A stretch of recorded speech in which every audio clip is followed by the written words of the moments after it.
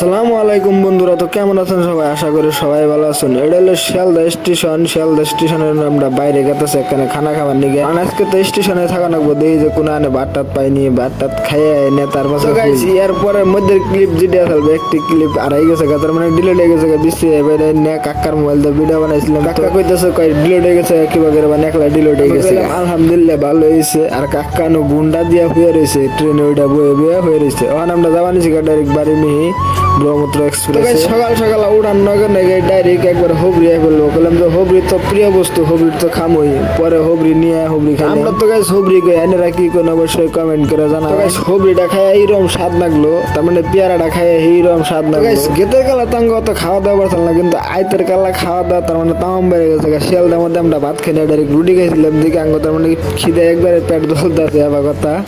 তো এই আবার আমরা পরোটা খাইলাম, তার মানে একটার পর একটা খাইতে। আমি এই পর্যন্ত টিভি আর নিউজ চ্যানেলে শুনছি যে ফারাক্কার গেট খুলে দিতেছে, আর ফারাক্কাতে পানি আবদ্ধ মাল। আজকে দেখলাম নিজের চোখে যে ফারাক্কার গেট কিবা আর পানি খুঁজতে পারে কিবা করে বাইরে হয়। তাই না কারা কারা দেন নাই আন্তরিক কমেন্ট করে জানাবেন। আর যারা যারা দেখছেন তারা তো একটা ভিডিও যদি ভালো লাগে অবশ্যই একটা লাইক করবেন, আর চ্যানেলে যদি নতুন হয় তখন সাবস্ক্রাইব তো গাইস। ওই যে দেখেন পানি কিবা করে বাইরে ডাইরেক্ট যদি ফোন দাতে পানি বাইরে বানাচ্ছে দমালো আন্তরিক।